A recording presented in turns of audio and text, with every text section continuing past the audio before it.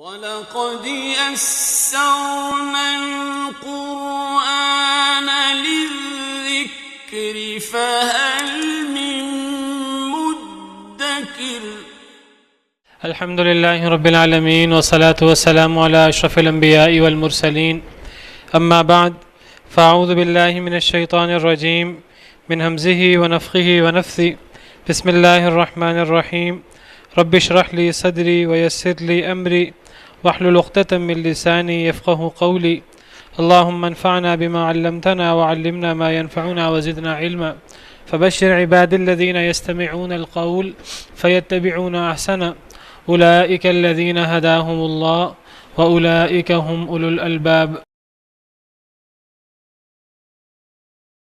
اتل ما أوحي إليك من الكتاب وأقم الصلاة إن الصلاة تنهى عن الفحشاء والمنكر ولذكر الله أكبر والله يعلم ما تصنعون ولا تجادلوا أهل الكتاب إلا بالتي هي أحسن إلا الذين ظلموا منهم وقولوا آمنا بالذي أنزل إلينا وأنزل إليكم وإلهنا وإلهكم واحد ونحن له مسلمون اتل ما اوحی الیک من الکتاب واقم الصلاۃ، تلاوت کیجئے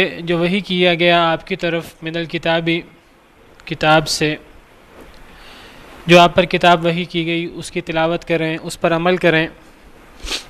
نبی کریم صلی اللہ علیہ وسلم کو خطاب ہے اور آپ کی اتباع میں امت کو بھی خطاب ہے۔ جب ہمارے نبی صلی اللہ علیہ وسلم جو ہیں وہ وحی کے پابند ہیں تو امت بھی وحی کی پابند ہے۔ یہ نہیں ہو سکتا کہ نبی تو وحی کے پابند ہو اور امت جو ہے وہ لوگوں کے اقوال، لوگوں کی آراء کی پابند ہو۔ اگر کسی کو اپنے عقل، رائے، قیاس کے مطابق عمل کرنے کی اجازت ہوتی قرآن و حدیث کو چھوڑ کر، تو وہ نبی سے بڑھ کر کس کی رائے، کس کی عقل سلیم ہو سکتی تھی؟ لیکن نبی وحی کا پابند ہوتا ہے، تو جب نبی وحی کا پابند ہے تو اس کی امت جو ہے وہ وحی کو چھوڑ کر کسی اور کی پابند ہو جائے گی۔ قرآن کریم کا مطالعہ کریں، قرآن کریم جگہ جگہ اللہ کے نبی صلی اللہ علیہ وسلم کو وحی کی پابندی کا حکم دیتا ہے۔ اتل ما اوحی الیک من الکتاب، جو آپ پر کتاب اتری اس کی تلاوت کریں، اس پر عمل کریں۔ فاستمسک بالذی اوحی الیک، جو آپ پر وحی ہوئی اس کو مضبوطی سے پکڑیں۔ واتبع ما یوحی الیک من ربک، اس کی پیروی کریں جو آپ پر آپ کے رب کی طرف سے وحی کیا گیا۔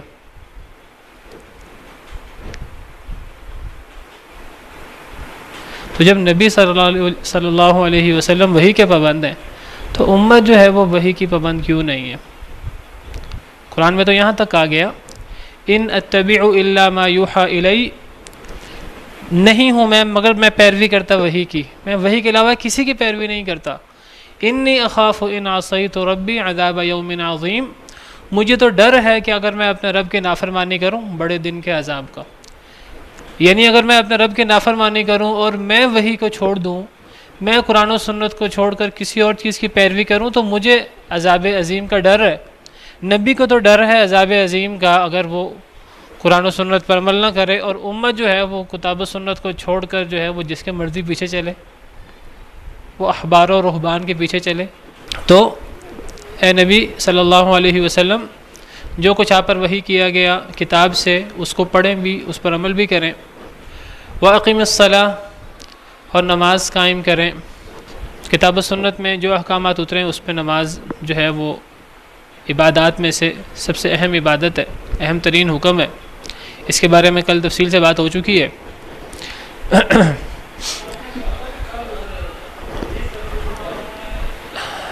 بس بنیادی باتیں تو ہو گئی ہیں، تو جی میں بیان کرتا ہوں۔ جی، نماز ایسی عبادت ہے جو کہ کفر اور اسلام کا مسئلہ ہے، بین العبد و بین الشرک ترک الصلاۃ حدیث میں آتا ہے۔ باقی تمام عبادات استطاعت کے ساتھ مشروط ہیں، لیکن نماز جو ہے یہ استطاعت کے ساتھ بھی مشروط نہیں ہے۔ جیسے ایک انسان ہوش میں آتا ہے، ایک انسان بالغ ہوتا ہے، تو وہ نماز کا پابند ہو جاتا ہے اور اسے نماز پڑھنی پڑتی ہے۔ اب اسے کوئی بھی مجبوری ہو تو وہ مجبوری اس سے نماز کو ساکت نہیں کرتی۔ ایک صورت میں نماز ساکت ہوتی ہے کہ ایک بندہ جو ہے وہ اس طرح کر کے مدہوش ہو جائے، بے ہوش ہو جائے، اس پہ غشی طاری ہو جائے کہ اسے عقل و فہم نہ رہے۔ ایسی صورت میں تو کسی سے نماز ساکت ہو جائے تو ایک الگ بات ہے، ورنہ تو مجنون ہو کوئی، ورنہ ایک بندے کی عقل سلامت ہے، ایک بندے کے ہوش و حواس سلامت ہیں، وہ اللہ نہ کرے بڑی سے بڑی مصیبت میں ہے، بڑی سے بڑی بیماری میں ہے، نماز اس پر بھی ہے، کھڑا ہو کر نہیں تو بیٹھ کر نہیں تو لیٹ کر نہیں تو اشارے سے، اگر امن ہے تو عام جس طرح اللہ نے حکم دیا، اگر خوف کی حالت ہے تو پھر بھی چلتے پھرتے دوڑتے سواری پر، سامنے دشمن ہے تو پھر بھی نماز فرض ہے۔ پھر تو اتنی اس کی اہمیت ہے اس نماز کی، میں نے کل بھی ذکر کیا تھا کہ اللہ نے اس کے بارے میں تفصیلی احکامات صلاۃ خوف کے بارے میں قرآن میں اتار دیے۔ عام نماز کی تفصیل نہیں ہے، صلاۃ خوف کی تفصیل موجود ہے۔ نماز خوف جو ہے کتنی اہم ہے، حالانکہ اس میں جان جانے کا خدشہ ہوتا ہے، دشمن سامنے ہوتا ہے۔ مسجد میں تو ساکت ہو جاتی ہے، وہ تو اس لیے کہ وہ ناپاکی کی حالت ہے، تو ایسی حالت میں نماز پڑھی نہیں جا سکتی۔ تو اس کی وجہ تو یہ ہے کہ وہ نماز تو پاک ہو کے پڑھی جاتی ہے۔ لا يقبل اللہ صلاۃ بغیر طہور، اللہ تعالیٰ بغیر پاکی کے نماز کو قبول نہیں کرتے۔ اب وہ عورت ایسی حالت میں ہے کہ وہ پاک نہیں ہوتی، تب اس کی نماز تو ہو نہیں سکتی، اس لیے وہ اس لیے نہیں پڑھنے کا حکم کہ وہ تکلیف مالا یطاق ہے، وہ ایسی تکلیف ہو جائے گی کہ جو عورت کے لیے مشکل ہو جائے گی۔ اللہ تعالیٰ جو ہے وہ دین کے احکامات ہمیں مشکل میں ڈالنے کے لیے نہیں ہے، ہمیں بلا وجہ پریشان کرنے کے لیے نہیں ہے۔ روزہ جو ہے وہ اللہ نے اس کی قضا کا حکم دیا ہے، نماز کی قضا کا حکم نہیں دیا، کیونکہ کئی دن یہ معاملہ ہوتا ہے۔ تو اگر کئی دن کی نمازیں 40-50 نمازیں 30-40 نمازیں جو ہے وہ انسان کو دہرانی پڑیں تو یہ مشکل چیز ہے، نہیں رکھتی، لیکن اس کی قضا بعد میں دیتی ہے، لیکن نماز کی قضا نہیں ہوتی۔ وہ نہیں، نہ نماز نہ روزہ، دونوں چیزیں نہیں ہو سکتی، لیکن جو ہے نا وہ روزے کی قضا ہوتی ہے، نماز کی قضا نہیں ہوتی۔ تو روزہ اس لیے کہ روزے 4-5 ہوں گے، وہ عورت بعد میں رکھ سکتی ہے، قضا دے سکتی ہے۔ نمازیں زیادہ ہوں گی، برڈن ہوگا، اور ان دنوں کی اپنی نمازیں بھی ہیں۔ جب عورت پاک ہوگی، اب ان دنوں کی نمازیں بھی ہیں، پچھلی نمازیں بھی ساتھ جمع ہو جائیں تو وہ ڈبل ٹرپل کام ہو جائے گا۔ اب روزے تو مخصوص ایام کے، ایک مہینے کے روزے فرض ہیں، بعد میں روزے فرض نہیں ہیں، بعد میں عورت روزے نہ رکھے لیکن وہ پچھلے روزوں کی بس قضا دے دے، تو روزوں کی قضا اتنی مشکل نہیں ہے، کیونکہ وہ پورا سال فرض نہیں ہے، وہ ایک مہینے کے روزے فرض ہیں، لیکن نماز تو ہر حالت میں فرض ہے۔ اب اپنی اصل نماز بھی پڑھے اور پھر پچھلی نمازوں کی قضا بھی دے تو یہ تکلیف ہے۔ بہرحال اصل حکمت کا اللہ کو بتایا، ممکن ہے یہ حکمت ہو کہ یہ تکلیف مالا یطاق ہو، تو ویسے تو اللہ نے نماز کی قضا کا حکم نہیں دیا۔ تو مینسز میں نماز اس لیے نہیں کیونکہ وہ ناپاکی کی حالت ہے، ورنہ نماز وہاں بھی ہوتی۔ جب اللہ نے جو ہے وہ ہر حالت میں نماز رکھی ہے تو وہ صرف ناپاکی ہے، اس لیے اس میں نماز نہیں ہے۔ نہیں، مقررہ وقت کی پابندی ضروری ہے، مجبوری وغیرہ کے حالت میں مقررہ وقت آگے پیچھے ہو جائے تب بھی گنجائش نکل جاتی ہے۔ بہت زیادہ فرق پڑ جاتا ہے اگر ایک آدمی کی نماز رہ جائے، ایک آدمی کو بھول جائے ایک نماز، اس کو ایک ہفتے بعد یاد آئے، یہ 2 نمازیں رہ جائیں، وہ پڑھے گا کہ نہیں پڑھے گا؟ تو مقررہ وقت کا مسئلہ نہیں ہے اصل میں، اصل مسئلہ جو ہے وہ میں سمجھتا ہوں کہ وہ ناپاکی کا ہے۔ تو بس اب آپ سمجھیے کہ یہ اللہ نے عورتوں کی ایک فطرت بنائی ہے، اور یہ فطرت ہے، اور عورتیں اس کے مطابق چلیں تو عورتوں کے لیے اس میں بہت بڑا اجر ہے۔ تو اسی لیے جو ہے وہ حدیث میں کہا گیا ہے کہ عورتیں دین میں ناقص ہیں، کیونکہ ایسے حالت پیش آتی ہے عورتوں کو کہ عورتیں نماز روزہ نہیں کر سکتی، مرد ہر حالت میں جو ہے وہ اللہ کے احکامات پر عمل کر سکتا ہے۔ بہرحال تو فرمایا کہ نماز قائم کریں، تو نماز جو ہے یہ بہت اہم ہے، اور میں نے کل ذکر کیا تھا کہ نماز اس لیے اتنی اہم ہے، کسی بھی صورت میں یہ ساکت نہیں ہوتی کہ نماز اللہ اور بندے کے درمیان رابطہ ہے، اللہ اور بندے کے درمیان ربط ہے۔ اللہ چاہتے ہیں کہ میرا بندہ مجھے یاد رکھے. انسان کو ہر وقت اپنا رب یاد ہو، اپنا خالق مالک، اپنا رازق، اپنا منعم حقیقی یاد ہو. انسان کوئی گناہ کرنے لگے اسے اللہ کی یاد آ جائے. کوئی خوشی کا موقع ہو، انسان خوشی کے موقع پر اپنے آپے سے باہر نہ ہو جائے. کوئی غمی کا موقع ہو تو انسان غمی کے اندر مایوسی کی طرف جانے لگے، اللہ کو بھول جائے. ایسی بات نہ ہو، انسان کو اللہ یاد رہے. تو نماز اللہ اور بندہ کے درمیان رابطہ ہے ایک. یہ نماز کوئی ایک صرف جسمانی کوئی پریکٹس نہیں ہے، کوئی ایکسرسائز نہیں ہے.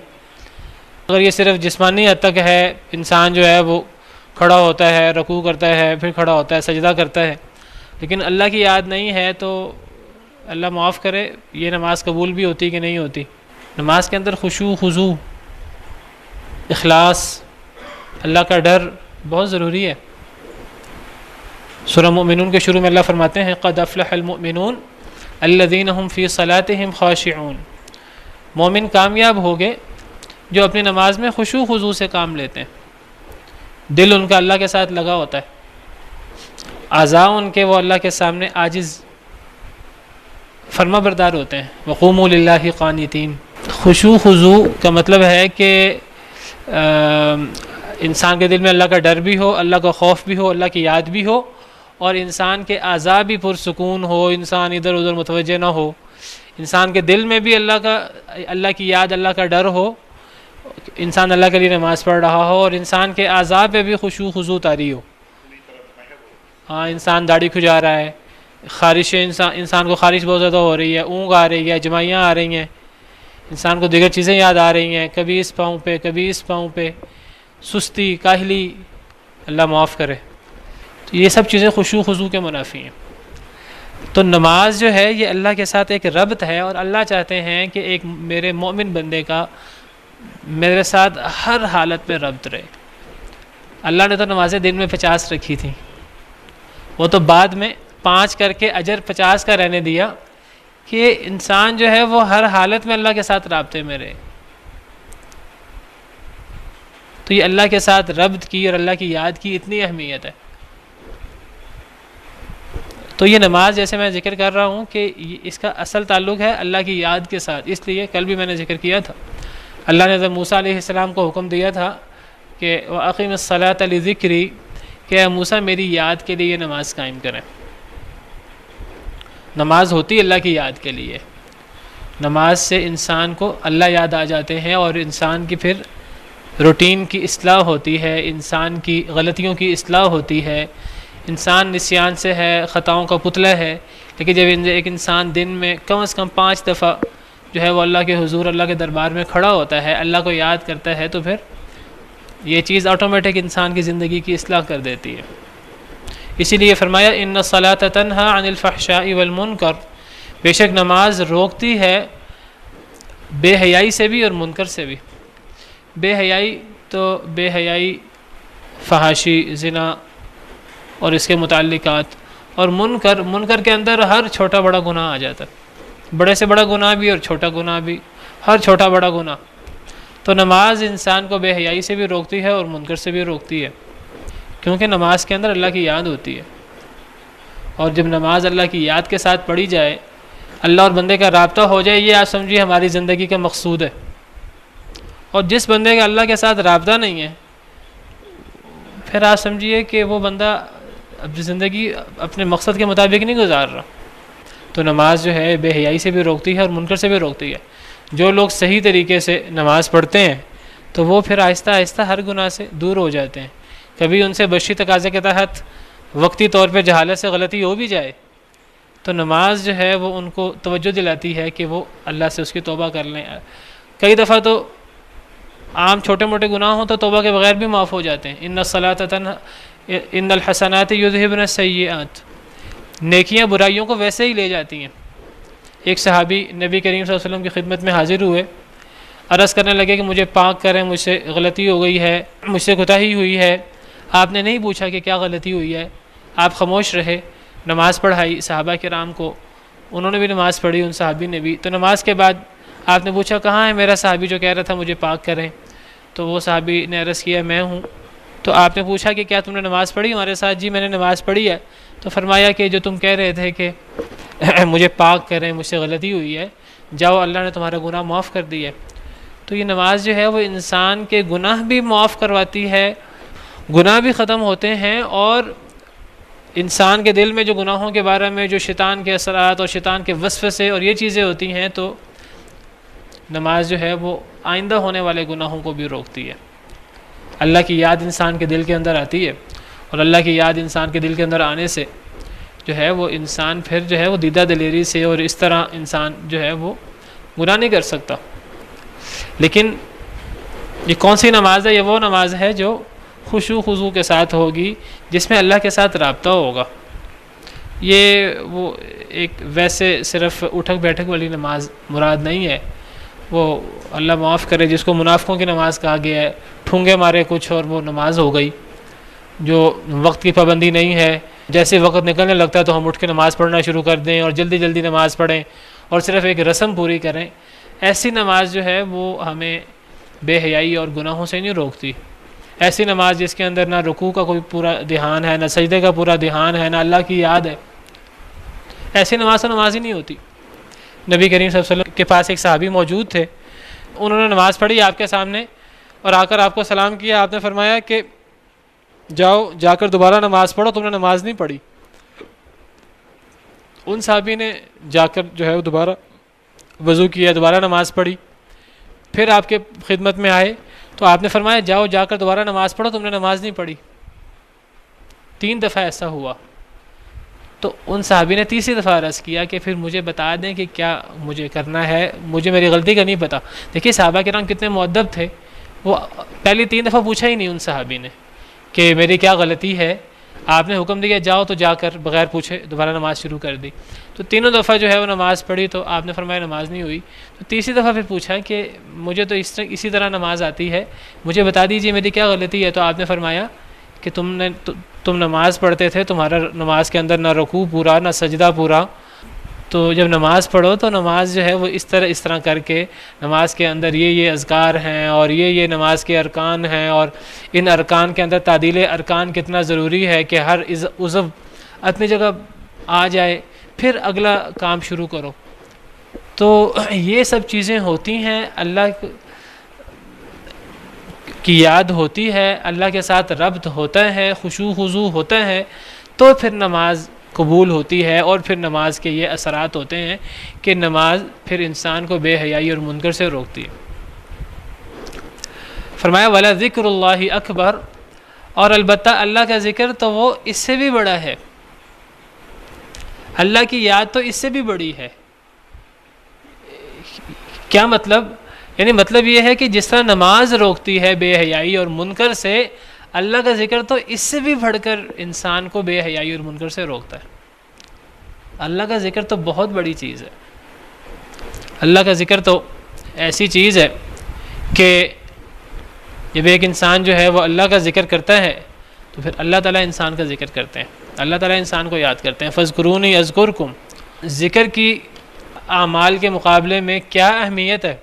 نبی کریم صلی اللہ علیہ وسلم کا ارشاد ہے، صحیح حدیث مبارکہ ہے، نبی کریم صلی اللہ علیہ وسلم نے صحابہ کرام سے فرمایا الا انبئکم بخیر اعمالکم وازکاها عند ملیککم، کیا میرے صحابہ کیا میں تمہیں خبر نہ دوں تمہارے سب سے بہتر عمل کے بارے میں، وازکاها عند ملیککم، تمہارے مالک تمہارے رب کے نزدیک جو سب سے پاکیزہ عمل ہے، وارفعیها فی درجاتکم، جو تمہارے درجات میں سب سے بلند ہے قیامت کے دن، وخیر لکم من انفاق الذهب والورق، وہ سونا چاندی کو خرچ کرنے سے بھی افضل عمل ہے،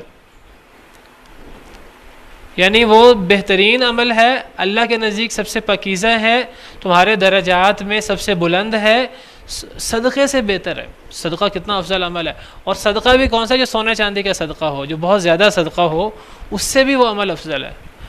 وخیر لکم من ان تلقوا عدوکم فتضربوا اعناقهم ویضربوا اعناقکم، جہاد سے بھی افضل ہے، اس سے بھی افضل ہے کہ تم دشمن سے ملاقات کرو، وہ تمہاری گردنیں ماریں اور تم ان کی گردنیں مارو، اس سے بھی وہ عمل افضل ہے۔ کتنا بہترین عمل ہوگا، کتنی لمبی تمہید باندھی۔ حالانکہ ہمارا دین قرآن و سنت بڑے سادہ ہیں، ان میں تکلف نہیں ہے، ان کے اندر کوئی لمبی لمبی جو ہیں وہ تمہیدیں نہیں باندھی جاتی، لیکن یہاں یہ جو 5 جملے بولے گئے اس عمل کی فضیلت بیان کرنے کے لیے، یہ کتنا افضل ترین عمل ہے کہ جو بہترین عمل ہے، اللہ کے نزدیک سب سے پاکیزہ ہے، درجات میں سب سے بلند ہے، جو سونا چاندی کو صدقہ کرنے سے افضل ہے اور جو جہاد سے بھی افضل ہے۔ صحابہ کرام نے عرض کی کیوں نہیں اے اللہ کے رسول؟ فرمایا ذکر اللہ تعالی، اللہ کا ذکر۔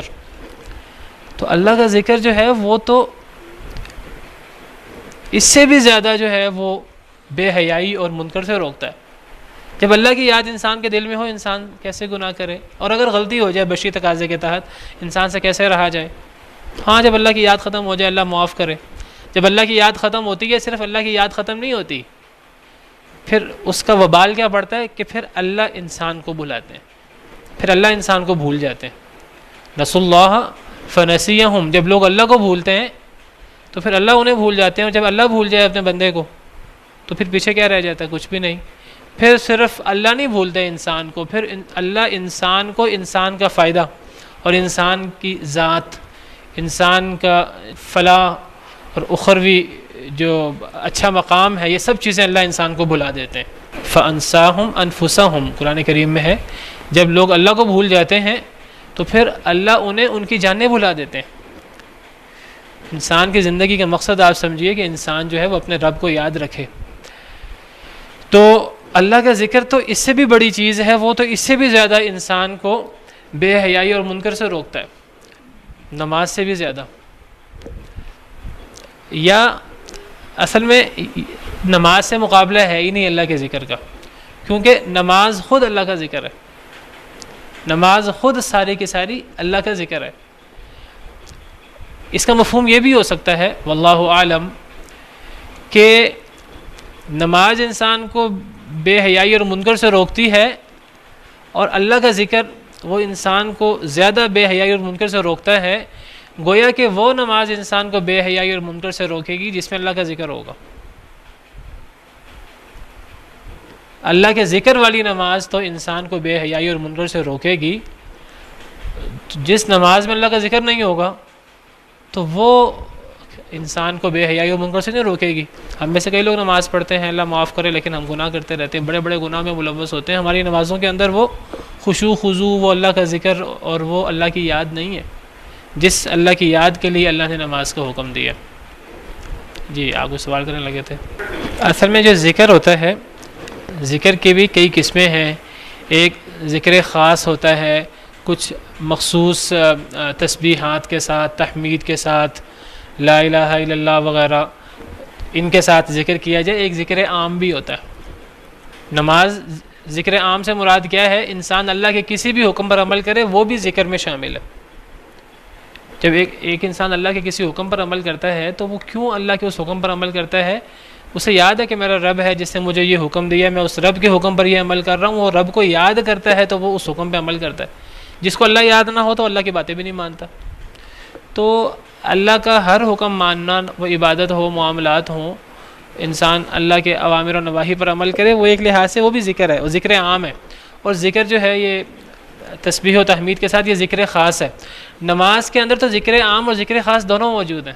اگر آپ ذرا غور کریں، نماز تو ساری کی ساری ذکر ہے، قرآن سارا کا سارا خود ہی ذکر ہے۔ بعض لوگ کیا کرتے ہیں، بعض لوگ یہاں نماز اور ذکر کا اور قرآن اور ذکر کا تقابل شروع کر دیتے ہیں کہ ذکر تو قرآن سے بھی افضل ہے اور ذکر تو نماز سے بھی افضل ہے۔ یہاں اصل میں ذکر کی فضیلت بیان ہو رہی ہے، تو یہاں اب ہم ذکر کو قرآن اور نماز کے ساتھ مقابل کرنے کی بجائے ہم یہ بات کہتے ہیں کہ قرآن خود سراسر اللہ کا ذکر ہے، نماز خود جو ہے وہ اللہ کا ذکر ہے۔ یہاں ہمیں آپس میں مقابلہ کرنے کی ضرورت نہیں ہے۔ میں نے اس لیے کہا کہ وہ نماز جس میں اللہ کا ذکر ہو وہ بے حیائی اور منکر سے روکے گی، اور جتنا زیادہ ذکر ہوگا اتنا زیادہ وہ روکے گی۔ واللہ عالم، شاید اس کا یہ مفہوم ہو، اللہ بہتر جانتے ہیں۔ ابھی عرض کرتا ہوں، اللہ جانتا ہے جو تم کرتے ہو۔ انسان اگر نماز کی حالت میں اگر خشوع خضوع ہے، اللہ کو اس کا بھی پتہ ہے، خشوع خضوع نہیں ہے، اللہ کو اس کا بھی پتہ ہے، نماز ہم نہیں پڑھتے، اللہ کو اس کا بھی پتہ ہے، ہم گناہوں میں اور منکر میں لتھڑے ہوئے ہیں، اللہ کو اس کو بھی پتہ ہے، اللہ کو اچھے برے سب عمل کا پتہ ہے. تو بات ہو رہی ہے کہ وَلَذِكْرُ اللَّهِ اکبر، اللہ کا ذکر تو بڑی چیز ہے. ایک تو میں نے آپ کو حدیث مبارکہ سنائی ہے، اور حدیث مبارکہ ہے کہ جی اللہ کا ذکر تو وہ سب چیزوں سے افضل ہے، تمام اعمال سے افضل ہے، صدقے سے افضل ہے، جہاد سے افضل ہے، اور سب اعمال سے افضل ہے. تو اب پیچھے نماز کا ذکر ہے، تو کیا اللہ کا ذکر نماز سے بھی افضل ہے؟ کیا اللہ کا ذکر قرآن سے بھی افضل ہے؟ تو میں آپ سے عرض کروں گا کہ ان کے اندر اللہ کا ذکر بذات خود شامل ہے، وہاں مقابلہ ہے ہی نہیں، میں سمجھتا ہوں واللہ عالم. ایک انسان قرآن پڑھ رہا ہے، اللہ رب العالمین کا حکم پڑھ رہا ہے، تو وہاں اللہ کا ذکر نہیں ہے تو اور کیا ہے؟ ایک انسان نماز پڑھ رہا ہے، نماز کہاں سے شروع ہوتی ہے؟ دعاؤں سے یا اللہ کے ذکر سے. نماز میں دعائیں ہیں یا اللہ کا ذکر ہے یا قرآن ہے؟ تیسری چیز کیا ہے؟ سبحانک اللہم و بحمدک و تبارک اسمک و تعالی جدک و لا الہ غیرک، اللہ کا ذکر نہیں ہے؟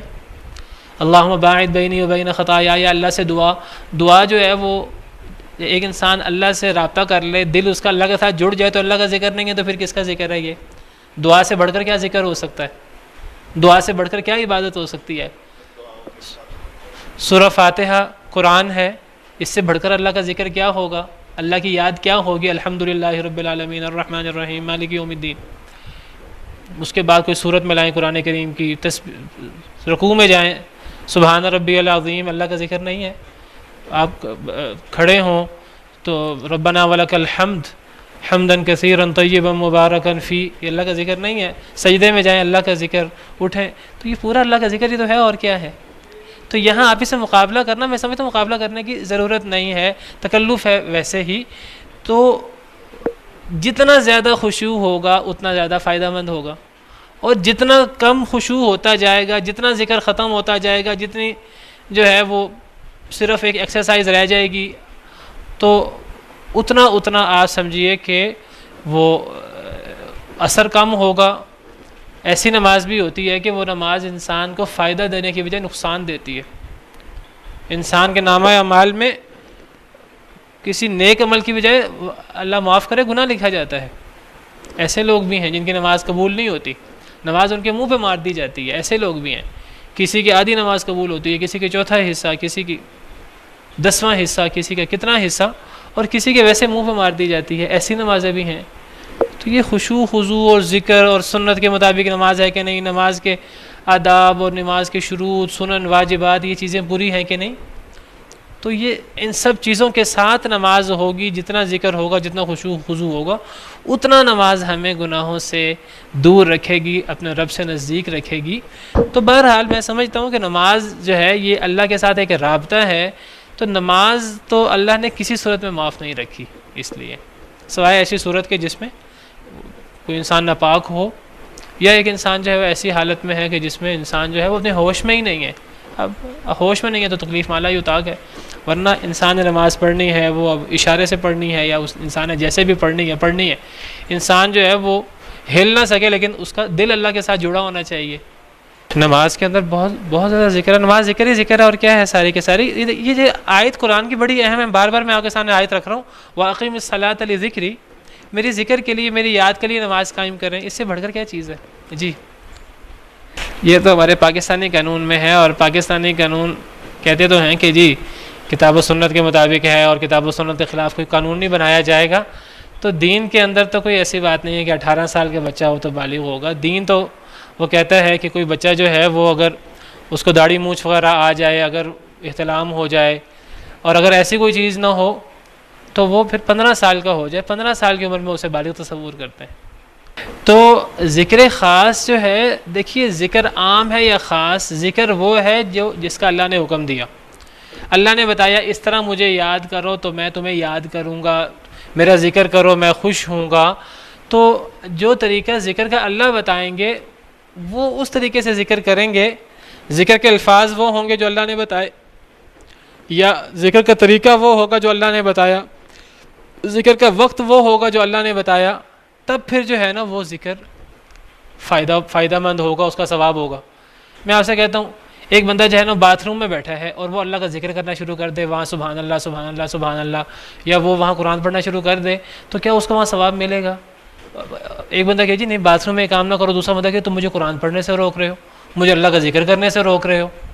اس سے کہا جائے گا پھر ذکر کرنے کے کچھ آداب ہوتے ہیں، کچھ اوقات ہوتے ہیں، اپنی مرضی سے تم جو مرضی تمہارے منہ میں آئے تم کہتے رہو، تم کو میں اللہ کا ذکر کر رہا ہوں۔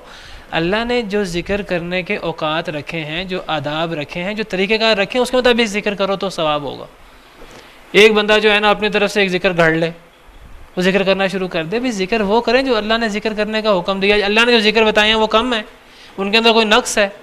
ذکر پھر اس طریقے سے کریں جو نبی صلی اللہ علیہ وسلم نے بتایا، جو صحابہ کرام نے نبی کریم صلی اللہ علیہ وسلم سے سیکھا اور آگے امت کو سکھایا، اس طریقے سے ذکر کریں۔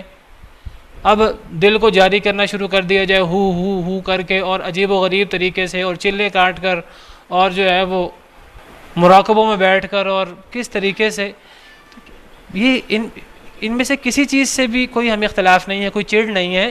بس ایک بات ہے کہ اگر یہ چیزیں ذکر ہیں اور ان سے جو ہے وہ انسان کو فائدہ ہوتا ہے، ان سے انسان کو سکون ملتا ہے، تو یہ کیا نبی صلی اللہ علیہ وسلم نے کیا؟ کیا یہ نبی کریم صلی اللہ علیہ وسلم نے صحابہ کرام کو سکھایا؟ کیا اس کا ذکر قرآن میں موجود ہے؟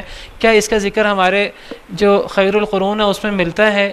اگر نہیں ملتا، اگر وہ یہ ذکر نہیں کرتے تھے تو پھر ہمیں ایسے ذکر کی کوئی ضرورت نہیں ہے۔ اس کو انسان جتنی اس کی فضیلت بیان کر دے، انسان جتنا اس کے بارے میں الٹی سیدھی کتابیں لکھی ہیں لوگوں نے، عجیب و غریب باتیں کی ہوئی ہیں، اگر وہ نبی صلی اللہ علیہ وسلم نے نہیں کیا، صحابہ کرام نے نہیں کیا، اگر وہ اس کے بغیر بھی وہ اتنے پاک تھے اور اتنے جو ہے وہ اللہ کے قریب تھے، تو ہمیں پھر یہ بعد والے جو محدث اور بدعتی طریقے ہیں، نئے طریقے ہیں، ہمیں ان چیزوں کی کوئی ضرورت نہیں ہے۔ فلاں کام کرنے سے یہ ہو جاتا ہے، فلاں کام کرنے سے یہ ہو جاتا ہے، فلاں کام کرنے سے یہ ہو جاتا ہے۔ بھئی اگر فلاں کام کرنے سے یہ ہو بھی جائے بالفرض، فلاں کام کرنے سے شفا ہو جاتی ہے، فلاں ذکر کرنے سے جو ہے نا وہ فلاں بیماری دور ہو جاتی ہے، میں نے اس کا تجربہ بھی کیا، فلاں کا تجربہ بھی ہوا، یہ تجربوں سے دین ثابت نہیں ہوتا۔ عیسائی بھی بہت سے ہمیں ایسی بات چیزیں دکھاتے ہیں کہ وہ کچھ ایسے عمل وغیرہ کرتے ہیں، بعض دفعہ حضرت عیسیٰ سے دعا مانگ کر یا کسی طریقے سے، تو بعض دفعہ جو ہے وہ دکھاتے ہیں کہ مریضوں کو شفا ہو رہی ہوتی ہے، وہ اس طریقے سے اپنی دعوت پھیلاتے ہیں مختلف قسم کے ہتھ کنڈوں سے۔ ان کے پیچھے شعبدہ بازیاں بھی ہوتی ہیں، ان کے پیچھے جادو بھی ہوتا ہے، ان کے پیچھے ہاتھوں کی صفائی بھی ہوتی ہے۔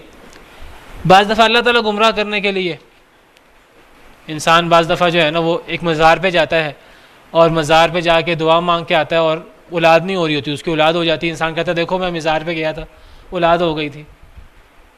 اس کو یہ نہیں پتا کہ وہ اس قبر والے نے اولاد دی ہے، کہ وہ اس رب نے اولاد دی ہے، کہ جو اس قبر والے کا بھی رب ہے، اس نے اولاد دی ہے، اور وہ اس نے آزمائش، یہ اللہ کی طرف سے آزمائش ہے۔ ہمارا دین جو ہے وہ بس جی کوئی بھی ذکر کر لیا جائے، کسی بھی وقت کر لیا جائے، ہمارا دین اس طرح کر کے وہ نہیں ہے۔ اس دین کے اندر ہر چیز کے کچھ آداب ہیں، کچھ طریقے ہیں۔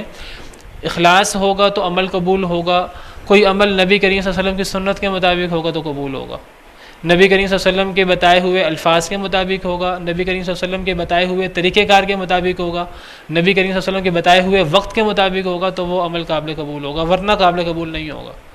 اور کوئی بندہ اس پہ اعتراض کرے، پھر اس سے یہی بات کرے جو میں نے آپ کے سامنے مثال پیش کی ہے، کہ ایک بندہ جو ہے وہ ناپاکی کی حالت میں، ایک بندہ جو ہے وہ باتھ روم کے اندر، ایک بندہ نجس جگہ پہ کھڑے ہو کر وہ اللہ کا ذکر شروع کر دے، قرآن شروع کر دے، اور کہ مجھے بڑا ثواب ہوگا۔ تو آداب ہے ہر چیز سے کچھ نہ کچھ۔ تو بہرحال اللہ کا ذکر بہت فضیلت والی چیز ہے، یہ جہاد سے بھی افضل ہو جاتا ہے اللہ کا ذکر۔ اور اللہ کا ذکر جب انسان کرتا ہے، پھر اللہ انسان کا ذکر کرتے ہیں، انسان کو یاد کرتے ہیں۔ وَلَذِكْرُ اللَّهِ أَكْبَرُ، اللہ کا ذکر تو اس سے بھی بڑی چیز ہے۔ تو جتنا نماز کے اندر اللہ کی یاد ہوگی، خشوع خضوع ہوگا، اتنے جو نماز اور اللہ کا ذکر انسان کو بے حیائی سے اور منکر سے روکیں گے۔ وَلَذِكْرُ اللَّهِ أَكْبَرُ، بعض علماء نے اس کا معنی ایک اور بھی کیا ہے، وَلَذِكْرُ اللَّهِ أَكْبَرُ۔ وہ کہتے ہیں کہ وَلَذِكْرُ اللَّهِ أَكْبَرُ سے مراد انسان کا اللہ کو یاد کرنا نہیں ہے، بلکہ اس سے مراد ہے اللہ کا انسان کو یاد کرنا۔ وہ کہتے ہیں کہ جب ایک انسان، اس کو ایک چیز کا حکم دیا گیا ہے، ایک عبادت کا حکم دیا گیا ہے، جب وہ عبادت کا وقت آتا ہے اس کو وہ عبادت کرنا مشکل محسوس ہو رہا ہوتا ہے، نماز پڑھنا اسے سخت سردی میں گرم بستر سے اٹھنا مشکل لگ رہا ہوتا ہے اسے، لیکن وہ اللہ کو یاد کرتا ہے کہ میرے رب کا حکم ہے، چلو میں اللہ کے لیے نماز پڑھوں، وہ اللہ کو یاد کر کے جو ہے وہ اٹھتا ہے، تو جب اللہ کو یاد کر کے وہ اللہ کے حکم پر عمل کرتا ہے یا اس کا کسی غلط کام کرنے کو دل کر رہا ہوتا ہے، لیکن وہ اللہ کو یاد کرتا ہے کہ میرا رب اس بات کو، میرے رب نے مجھے اس سے منع کیا، جب وہ اس کام سے رکتا ہے اور جب اللہ کی یاد کی وجہ سے وہ ایک معمول بھی شے کو کرتا ہے یا ایک منہی عنہ کام سے رکتا ہے، تو جب وہ اللہ کو یاد کرتا ہے تو اس وقت پھر جو اللہ انسان کو یاد کرتے ہیں، تو اللہ کا انسان کو یاد کرنا انسان کے اللہ کو یاد کرنے سے زیادہ بڑا ہوتا ہے۔ یہ سیدنا ابن عباس سے شاید تفسیر مروی ہے، امام ابن جریر طبری نے اس تفسیر کو راجح قرار دیا، وَلَذِكْرُ اللَّهِ اکبر۔ وہ کہتے ہیں اللہ کا اس موقع پر انسان کو یاد کرنا، جب ایک انسان اللہ کی یاد کی وجہ سے ایک مشکل کام جو اس کو مشکل محسوس ہو رہا ہے لیکن اللہ کا حکم ہے، وہ اللہ کے حکم کی وجہ سے ایک مشکل کام کو کر گزرتا ہے، اللہ کی یاد کی وجہ سے، اللہ کی یاد کی وجہ سے وہ ایک حرام چیز میں مبتلا ہو رہا تھا، اللہ کی یاد کی وجہ سے چھوڑ دیتا ہے اس کو، تو جب وہ اللہ کی یاد کی وجہ سے یہ دونوں کام کرتا ہے، جو اللہ کو انسان پر پیار آتا ہے، پھر جو اللہ انسان کو پھر یاد کرتے ہیں اس کو، کیونکہ جو انسان اللہ کو یاد کرتا ہے اللہ اس کو یاد کرتے ہیں، فَاذْكُرُونِي أَذْكُرْكُمْ، وہ پھر اللہ کا یاد وہ انسان کی یاد کی طرح نہیں ہوتا، وہ اس سے بہت زیادہ ہوتا ہے، بہت بڑا ہوتا ہے۔ اس لیے جب انسان اللہ کی طرف چل کر جاتا ہے، انسان چل کر جاتا ہے، اللہ دوڑ کر آتے ہیں۔ جب انسان اللہ کا ذکر اکیلے میں کرتا ہے، اللہ اکیلے میں کرتے ہیں اور انسان سے زیادہ کرتے ہیں، اور جب ایک انسان اللہ کا ذکر جو ہے کسی مجلس میں کرے، اللہ اس سے بہتر مجلس میں انسان کا ذکر کرتے ہیں۔ فَاذْكُرُونِي أَذْكُرْكُمْ، تو بعض مفسرین نے اس کی یہ تفسیر کی ہے، کہتے ہیں اللہ کا ذکر وہ زیادہ بڑی چیز ہے، وہ زیادہ بڑا ہوتا ہے۔ وَاللَّهُ يَعْلَمُ مَا تَصْنَعُونَ، اور اللہ تعالیٰ جانتا ہے جو تم کرتے ہو۔ وَلَا تُجَادِلُوا أَهْلَ الْكِتَابِ إِلَّا بِالَّتِي هِيَ أَحْسَنُ، اور نہ تم جدال کرو اہل کتاب سے، إِلَّا بِالَّتِي هِيَ أَحْسَنُ، مگر اس طریقے سے جو اچھا ہے۔ دعوت دیتے ہوئے، دعوت دینے کے مختلف طریقے ہیں، مختلف اسلوب ہیں، ان اسالیب میں سے حکمت کے ساتھ دعوت دینا، خیر خواہی کے ساتھ، اچھی نصیحت کے ساتھ دعوت دینا، اور اگر بحث و مباحثہ کی ضرورت پیش آئے، مناظرے کی ضرورت پیش آئے، تو اچھے طریقے سے بحث و مباحثہ کرنا۔ ادعو الی سبیل ربک بالحکمۃ والموعظۃ الحسنۃ وجادلہم باللتی ہی احسن، اے نبی صلی اللہ علیہ وسلم اپنے رب کی طرف دعوت دیں لوگوں کو حکمت کے ساتھ، اچھی نصیحت کے ساتھ، اور اگر بحث و مباحثہ کرنا پڑ جائے تو اچھے طریقے سے بحث و مباحثہ کریں۔ تو یہاں ذکر ہے وَلَا تُجَادِلُوا أَهْلَ الْكِتَابِ، نہ تم بحث و مباحثہ کرو اہل کتاب سے، إِلَّا بِالَّتِي هِيَ أَحْسَنُ، مگر اس طریقے سے جو اچھا ہے۔ اگر بحث و مباحثہ کرنے کی ضرورت پیش آ جائے، اگر دلائل پیش کرنے کی ضرورت پیش آ جائے، مناظرے کی ضرورت پیش آ جائے، مناظرے سے مراد وہ مناظرہ نہیں جو ہمارے ہاں مناظرے کا ایک غلط تصور موجود ہے، جس کے اندر لوگوں کا مقصد جیتنا ہوتا ہے، لوگوں کا مقصد کسی تک حق پہنچانا نہیں ہوتا، اللہ معاف کرے۔ بعض دفعہ ہمارے ہاں مناظرے میں صرف جو ہے وہ ظاہریت باقی رہ جاتی ہے، لوگوں کی خیر خواہی اور حق ختم ہو جاتا ہے، بس میں جیت جاؤں، اگلے بندے کو میں کافر یا میں اس کو باطل ثابت کر دوں۔ مناظرے سے مراد کسی کو اگر دلائل کے ساتھ منوانا مقصود ہو تو اچھے طریقے سے جدال کرو، اچھے طریقے سے مناظرہ کرو، اچھے طریقے سے بحث و مباحثہ کرو۔ اہل کتاب کا ذکر ہے کیونکہ اہل کتاب اس زمانے میں پڑھے لکھے لوگ تھے، اور جو پڑھے لکھے لوگ ہوتے ہیں وہ عام طور پر دلائل کے ذریعے بات کرتے ہیں، تو اگر دعوت دیتے دیتے دلائل کی بات آ جائے، اہل کتاب دلائل کے ساتھ آپ کا رد کریں، آپ بھی دلائل کے ساتھ ان کو جواب دیں، تو اچھے طریقے سے دلائل کے ساتھ جواب دیں۔ ممکن ہے کہ آپ کی بات جو ہے وہ ان کے دل میں گھر کر جائے، اور اگر نہ بھی وہ مانیں اس کو، ممکن ہے کہ بات ان کو سمجھ میں آ جائے لیکن وہ ہٹ درمی کی وجہ سے نہ مانیں، آپ کا کام ہے پیغام پہنچانا۔ فذکر انما انت مذکر لست علیہم بمسیطر، آپ نصیحت کریں، آپ کا کام نصیحت کرنا ہے، آپ ان کے اوپر دروغہ نہیں ہیں، زبردستی کرنا انسان کا کام نہیں ہے۔ تو نہ جدال کرو اہل کتاب سے، نہ بحث و مباحثہ کرو اہل کتاب سے، مگر اس طریقے سے جو اچھا ہے۔ زبردستی کرنا، منوانا، جبر کرنا، اس کی اجازت نہیں ہے، یہ جبر نہیں ہے، یہ جبر نہیں ہے۔ بعض دفعہ جو ہے نا وہ بات اس لیول پہ پہنچ جاتی ہے کہ اب نہ وہ مان رہے ہیں نہ ہم مان رہے ہیں، تو ایسی صورت میں جو ہے وہ مباہلے کی اجازت موجود ہے۔ مباہلے میں کوئی جبر تو نہیں ہے، مباہلے میں یہ ہے کہ اگر تم سمجھتے ہو تم حق پر ہو تو آؤ پھر اللہ سے فیصلہ کروا لیتے ہیں، اللہ سے دعا کرتے ہیں، تم بھی دعا کرو، تم بھی آ جاؤ، اپنے بیوی بچوں کو لے آؤ، ہم بھی آ جاتے ہیں، اپنے بیوی بچوں کو لے آتے ہیں، اور اللہ سے پھر جو ہے وہ بد دعا کرتے ہیں کہ اللہ سے دعا کرتے ہیں کہ جو حق پر ہے اللہ اس کو نجات دے دے، اور جو حق پر نہیں ہے پھر اللہ اس کو تباہ کر دے۔ تو یہ کوئی جبر نہیں ہے کسی پر، یہ اگر فیصلہ نہ ہو رہا ہو تو معاملہ یعنی گویا کہ اللہ کی کورٹ میں معاملہ ڈالنے والی بات ہے۔ مباہلے میں کیا ہوتا ہے، اللہ سے دعا کی جاتی ہے اللہ تعالیٰ فوری فیصلہ کر دے، اگر فوری فیصلہ نہ بھی ہو بعد میں تو ہونا ہی ہونا ہے، ایک وقت تو آنا کہ فیصلہ ہونا ہے۔ مباہلے میں صرف یہ کہا جاتا ہے کہ دونوں فریق یہ کہتے ہیں کہ اے اللہ اگر ہم غلط ہے تو تو ہمیں غارت کر دے۔ تو اگر بات جو ہے وہ کسی نتیجے پر نہ پہنچ رہی ہو تو ایک انتہائی حل مباہلے کا بھی ہے، مباہلے میں بھی کوئی کسی پہ جبر نہیں ہے۔ نہ جدال کرو اہل کتاب سے مگر اس طریقے سے جو اچھا ہے، الا الذین ظلموا منہم، سوائے ان لوگوں کے جنہوں نے ظلم کیا ان میں سے، یعنی جو ظلم کریں ان میں سے وہ مستثنیٰ ہے، یعنی جو تم سے دلائل کے ساتھ بحث و مباحثہ کریں اور نرمی کے ساتھ کرتے رہیں، تم بھی ان کے ساتھ اچھے طریقے سے بحث و مباحثہ کرتے رہو۔ جو ظلم و زیادتی پر اتر آئے، جو سختی پر اتر آئے، تو تم بھی تھوڑا سختی سے بات کر سکتے ہو ان سے۔ وَإِنْ عَاقَبْتُمْ فَعَاقِبُوا بِمِثْلِ مَا عُوقِبْتُمْ بِهِ، اگر تم سزا دو کسی کو تو اتنی سزا دو جتنی اس نے تمہیں سزا دی۔ تو اگر وہ ظلم و زیادتی پر اتر آئے کوئی بندہ، سختی پر اتر آئے، تو تم بھی جواب سختی سے دے سکتے ہو۔ جدال بالاحسن اس کے ساتھ کرنا ہے جو جدال بالاحسن کرتے رہے۔ بعض علماء کی رائے یہ ہے کہ یہ جو بحث و مباحثہ ہے اور یہ سمجھنا سمجھانا یہ شروع اسلام میں تھا اہل کتاب کے ساتھ، لیکن جب اب دین غالب آ گیا ہے، اب ہر چیز واضح ہو گئی ہے، اب اہل کتاب کے ساتھ جو ہے وہ یہ بحث و مباحثہ اور یہ دلائل پیش کرنا یہ ختم ہو گیا ہے۔ اب تو اہل کتاب کو یا اسلام پیش کیا جائے گا یا ان سے کہا جائے گا کہ تم جزیہ دو۔ بعض علماء کی یہ بھی رائے ہے کہ یہ آیت شروع اسلام کی ہے، یہ آیت اب منسوخ ہو چکی ہے، لیکن دیگر علماء کی رائے ہے یہ آیت منسوخ نہیں ہوئی۔ وہ کہتے ہیں کہ اگر تو اہل کتاب آپ کے ساتھ اچھے طریقے سے بحث و مباحثہ کر رہے ہیں، آپ بھی اچھے طریقے سے بحث و مباحثہ کریں۔ جو اہل کتاب اچھے طریقے سے بحث و مباحثہ نہیں کرتے، ان کے ساتھ پھر یا جزیہ کا معاملہ کریں یا ان کے ساتھ قتال کا معاملہ کریں، یا جزیہ کا معاملہ کریں یا کتاب کا یا ان کے ساتھ پھر قتال کا معاملہ کریں۔ جو اہل کتاب دلائل کے ساتھ بات کرتے ہیں ان کے ساتھ دلائل کے ساتھ بات کرتے رہیں۔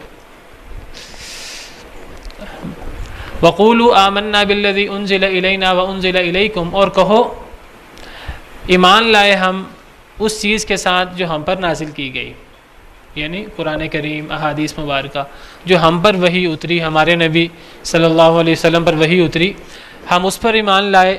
وَأُنزِلَ إِلَيْكُمْ، اور جو تم پر نازل ہوئی ہم اس پر بھی ایمان لائے، ہم اس کو بھی مانتے ہیں۔ تورات و انجیل کو بھی ہم مانتے ہیں کہ وہ اللہ کی طرف سے کتابیں تھیں۔ ہم یہ بھی مانتے ہیں کہ ان پر باقاعدہ عمل ہوتا تھا، لیکن اب چونکہ وہ تحریف ہو چکی ہیں لہٰذا اب ہم ان کی تصدیق و تکذیب نہیں کر سکتے، لیکن ایمان ہم ابھی بھی ان پر رکھتے ہیں، ایمان ابھی بھی ہم ان پر رکھتے ہیں۔ اب ہم تفصیلی عمل وہ اپنی کتاب پر کرتے ہیں، تفصیلاً ایمان اب ہم اپنی کتاب پر لاتے ہیں۔ اب ہم تورات و انجیل پر تفصیلاً ایمان نہیں لاتے کہ اس کی ایک ایک لفظ کو ہم حجت سمجھیں، دلیل سمجھیں، حق سمجھیں، اب ہم یہ نہیں کرتے۔ ہم اپنی کتاب پر بھی ایمان لاتے ہیں، اجمالی طور پر بھی، اور کہ اللہ کی طرف سے ہے یہ بھی، اور تفصیلی طور پر بھی اس کے ایک ایک لفظ پر بھی ہم عمل کرتے ہیں، ایک ایک لفظ کو بھی ہم حجت سمجھتے ہیں، اللہ کی طرف سے سمجھتے ہیں اور اس ایک ایک لفظ کو مانتے ہیں۔ تمہاری کتابوں پر بھی ہم ایمان رکھتے ہیں، اجمالی طور پر، تفصیلی طور پر نہیں۔ یہ ایمان رکھتے ہیں کہ جب تک قرآن نہیں آیا تھا، جب تک وہ کتابیں نافذ تھیں اپنے دور میں، تب ان پر تفصیلی عمل ہونا چاہیے تھا، لیکن اب جب قرآن اتر چکا ہے اور جب اب تورات اور انجیل میں تحریف ہو چکی ہے، اب ہمارا ایمان ان کتابوں پر اجمالی ہے کہ وہ اللہ کی طرف سے اترنے والی کتابیں تھیں۔ حضرت موسیٰ، حضرت عیسیٰ، حضرت داؤد علیہ السلام پر وہ اتری تھیں، تورات، زبور، انجیل، وہ اپنے زمانے کے لوگوں کے لیے یہ کافی تھیں، لیکن اب ہمیں نہیں پتہ اس میں اب ان بدبختوں نے تحریف کر دی ہے. اب ہمیں نہیں پتہ ان میں سے کیا چیز صحیح ہے کیا چیز غلط ہے. جو چیز ہماری کتاب کے مطابق ہوگی لے لیں گے, جو ہماری کتاب کے مطابق نہیں ہوگی تو ہم نہیں کہہ سکتے کہ وہ اللہ کی طرف سے ہے کہ نہیں ہے, لیکن اجمالی طور پہ ہمارا اس پر ایمان ہے. یہ مطلب ہے پرانی کتابوں پر ایمان لانے سے. والذین یؤمنون بما انزل الیک وما انزل من قبلک, وہ لوگ جو ایمان لاتے ہیں اس پر جو آپ پر نازل ہوا اور اس پر بھی جو آپ سے پہلے نازل ہوا. تو کہو ہم ایمان لائے اس پر جو ہم پر نازل ہوا اور جو تم پر نازل ہوا اس پر بھی ایمان لائے. وَإِلَٰهُنَا وَإِلَٰهُكُمْ واحد, ہمارا اور تمہارا معبود ایک ہی ہے. وَنَحْنُ لَهُ مُسْلِمُونَ, اور ہم اس کے فرما بردار ہیں. سبحانك اللهم ربنا وبحمدك أشهد أن لا إله إلا أنت أستغفرك وأتوب إليك.